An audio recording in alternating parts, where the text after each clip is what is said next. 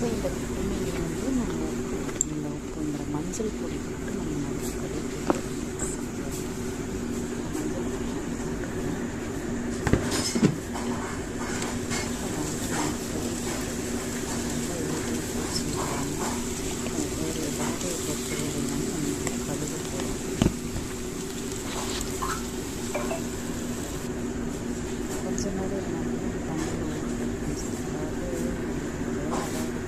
நம்மளோட குப்பை மேனி soup தயாராகிடுச்சுங்க.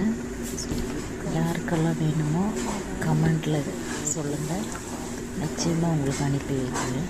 Original குப்பை மேனி சூப்,